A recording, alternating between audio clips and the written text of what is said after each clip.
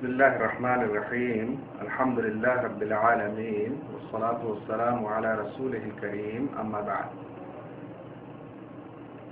রোজার নিয়ত করতে হবে কিনা এটি একটি ইসলামী বিষয়ের ফিকহি মাসআলা।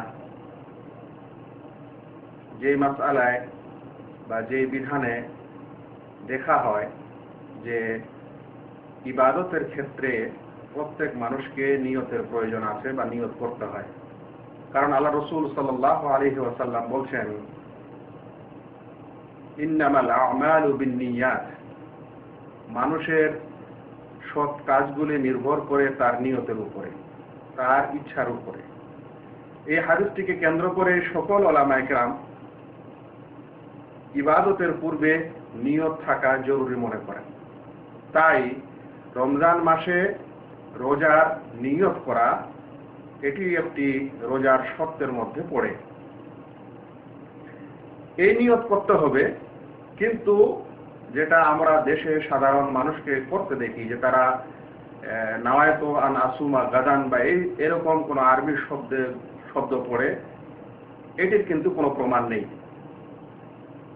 আল্লাহ রাসূল সাল্লাল্লাহু আলাইহি ওয়াসাল্লাম স্বয়ং রোজা রেখেছেন, তার সাহাবাগণও রেখেছেন, তারপরে তাবেঈনগণ এবং তারপরে লোকেরাও রোজা রেখেছেন, কিন্তু এরকম আরবি গদবাঁধা কিছু শব্দ তারা পড়েননি। এই কারণে মনে রাখতে হবে যে নিয়ত হচ্ছে অন্তরের সংকল্প, মনের ইচ্ছা।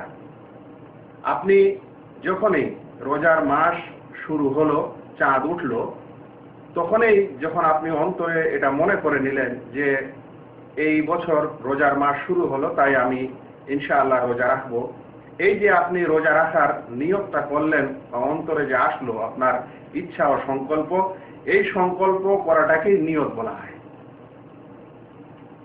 রোজার নিয়ত করতে হবে এ সম্পর্কে কয়েকটি হাদিস এসেছে। তার মধ্যে একটি হাদিস হচ্ছে, লা সিয়ামা লিমান লাম ইউবাইয়িতিস সিয়ামা মিনাল লাইল, রোজা হয় না যে ব্যক্তি রাতে রোজার নিয়ত করে না। হাদিসটিকে আবু দাউদ বর্ণনা করেছেন, 2454 নম্বর হাদিস। যদিও এই হাদিসটির মারফু না মারফু নয় এ বিষয়ে একটু মতভেদ আছে, তবে অধিকাংশ উলামার মতে হাদিসটি মাওকুফ। একটি আর হাদিস এসেছে এই সম্পর্কে। আল্লাহ রাসূল সাল্লাল্লাহু আলাইহি ওয়াসাল্লাম বলেন, মান লাম ইজমি'আস সিয়ামা ক্বাবলা আল ফাজরি ফালা সিয়ামা লাহু, যে ব্যক্তি রোজার সংকল্প করলো না ফজরের পূর্বে, তার রোজা হয় না।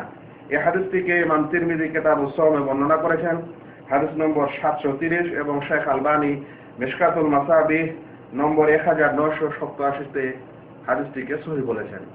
সেই কারণে যে ব্যক্তি রোজা করবে, যাদের উপর রোজা ফরজ, এরকম প্রত্যেক ব্যক্তিকে রাতে রোজা করার নিয়ত করতে হবে। কিন্তু এখানে প্রশ্ন আসে যে তাকে কি প্রত্যেক রোজার জন্য একটি করে নিয়ত করতে হবে প্রত্যেক রাতে, না মাসে একবার নিয়ত করলেই হবে? উলামায়ে কেরাম এই মাসলাটির সম্পর্কেও তারা গবেষণা করেছেন, লেখালেখি করেছেন, এবং সেই হিসাবে সেখানে দুটি মত পাওয়া যায়। কারো কারো কাছে প্রত্যেক রাতে আলাদা আলাদা ভিন্ন ভিন্ন নিয়ত করতে হবে, মানে ইচ্ছা করতে হবে, এটি একটি মত। আর দ্বিতীয় মত হচ্ছে যে না, সমষ্টিগতভাবে পুরো মাসটার রোজার নিয়ত করলেই হয়ে যাবে। এই মতটিকে অধিকাংশ উলামায়ে কেরাম রাজেহ বলেছেন, মানে অগ্রাধিকার দিয়েছেন। কারণ যখনই রোজার মাস শুরু হয় তখনই একজন মুমিন ব্যক্তি রোজা করার নিয়ত করে নেন, ইচ্ছা করে নেন, এটাই তার জন্য রোজার নিয়ত হয়ে যায় এবং গোটা মাসের জন্য যথেষ্ট হয়। কারণ আল্লাহ রাব্বুল আলামিন রোজা একদিন ফরজ করেননি, এক সপ্তাহ করেননি, রোজা ফরজ করেছেন পুরো এক মাসে। তাই যখন কোনো ব্যক্তি রোজা করার নিয়ত করে, তখন ওর অন্তরে এক মাসে রোজা করার নিয়ত আসে, তাহলে সেটা এক মাসেই ধরা হবে। হ্যাঁ, একটি বিষয় আছে যে কোনো ব্যক্তি রোজা শুরু করলো, নিয়ত করে শুরু করলো, মানে রোজার ইচ্ছা করে রোজা রাখতে শুরু করলো, অতঃপর 2-4 দিন বা এক সপ্তাহ পর যে কোনো কারণে তাকে এখন রোজা ছাড়তে হলো, সে মুসাফির হলো বা অসুস্থ হলো সেই কারণে, অতঃপর 2-1 দিন তার রোজা ছুটে গেল। এরকম অবস্থায় সেই ব্যক্তিকে ছুটে যাওয়ার পর যে পুনরায় সে রোজা শুরু করবে, তখন তাকে নতুন করে নিয়ত করার প্রয়োজন আছে।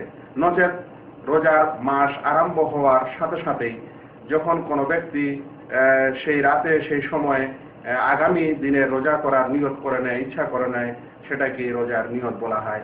তবে রোজার নিয়তের জন্য কোনো গদ বাঁধা শব্দ, নামায়তু আন আসুমা গাদান, এভাবে নামাজের যেগুলো গদ বাঁধা শব্দ, আরো অন্য বিষয়ে যেগুলো শব্দ এসেছে, এটার আসলে কোনো অস্তিত্বই নেই। সত্যিকার অর্থে এটি একটি এমন বিষয় যেটা রহস্যকর বিষয়। কারণ মানুষ যখন কোনো কাজ করার ইচ্ছা করে, ধরে নেন যে আপনি এখন বাজারে যাবেন, তো বাজারে যাওয়ার একটা আপনার মনে ইচ্ছা হলো, তাই আপনি বাজারে যাচ্ছেন। কিন্তু এরকম ইচ্ছা হওয়ার সময় কেউ যদি বলে যে আমি আজ শুক্রবার সন্ধ্যার সময় 4টা 4:30টার সময় অমুক বাজারে, রসুলপুরের বাজারে যাওয়ার নিয়ত করছি, তাহলে এটা একটা আসলেই রহস্যকর এবং মানুষের কাছে একটি হাস্যকর জিনিস হয়। তাই এরকম কিছু বলার দরকার নেই। যখনই নিয়ত, রোজা মানে নামাজ, রোজা বা তাহারা যে কোনো বিষয়ে মানুষ একজন মুমিন করতে চাইবে, তখন তার অন্তরে যে নিয়তটি আসবে, ইচ্ছাটি আসবে, সংকল্পটি আসবে, সেটাকে নিয়ত ধরা হবে। এর জন্য এক্সট্রা কোনো শব্দ বলার প্রয়োজন নেই। আশা করি আপনারা রোজার নিয়ত করার বিষয়ের সম্পর্কে অবগত হয়েছেন। ওয়া মা আলাইনা ইল্লাল বালাগ। আসসালামু আলাইকুম ওয়া রাহমাতুল্লাহি ওয়া বারাকাতুহু।